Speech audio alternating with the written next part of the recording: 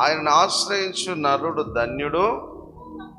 యెహోవా భక్తులారా ఆయన యందు భయభక్తులు ఉంచండి.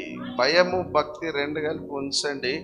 అప్పుడు దేవుడు అన్నాడు అంటే మీకు ఏ సమస్య రాకుండా దేవుడు చేస్తాడట.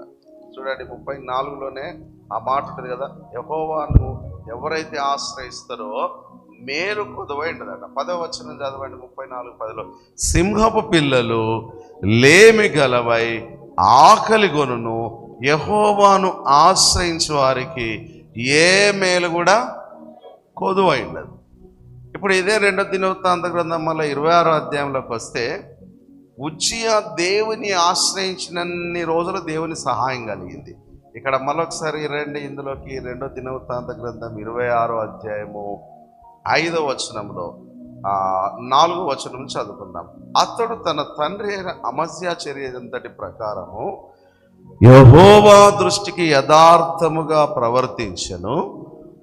దేవుని ప్రత్యక్షత విషయమందు తెలివి కలిగిన జకర్యా దినములలో అతడు దేవుణ్ణి ఆశ్రయించెను.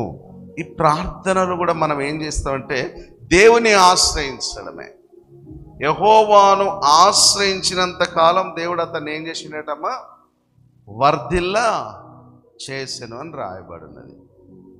మరి ఇతనికి ఎందుకు దేవుని యొక్క కృప వచ్చిందంటే దేవుని దృష్టికి యథార్థంగా ప్రార్థన చేస్తున్నాడు, యథార్థంగా దేవుణ్ణి ఆశ్రయిస్తున్నాడు, ఆయన మీద ఆధారపడుతున్నాడు.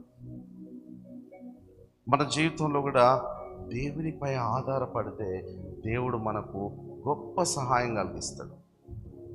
గొప్ప సహాయం ఎట్లా కలిగిస్తాడని నువ్వు అనొచ్చు. 1వ సమూయేలు గ్రంథం 31వ అధ్యాయంలో చూసినట్లయితే, దావీదు చేతులెత్తి దేవుని తట్టు చూసి ప్రార్థన చేస్తే తప్పక నీ వారిని అందరినీ దేవుడు ఏమన్నాడమ్మా, కలుసుకుంటామని ధైర్యం ఇచ్చాడు. అక్కడ దేవుని సహాయం వారికి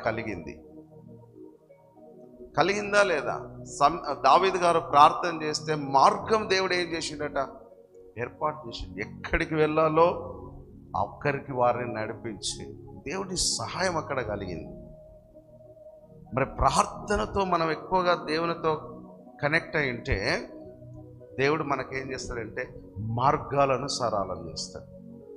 2వ దినవృత్తాంత గ్రంథం 20వ అధ్యాయంలో రండి. ఇందులో కూడా యెహోషాపాతు గారు కూడా దేవుని ఆశ్రయించాడట. ఏ సమయంలో ఆశ్రయించాడు? ప్రతికూలమైన పరిస్థితుల్లో ఆశ్రయించాడు. ఇప్పుడు ఈయన ఆశ్రయించి దేవుని దగ్గర ప్రార్థన చేయడానికి కూర్చున్నాడు.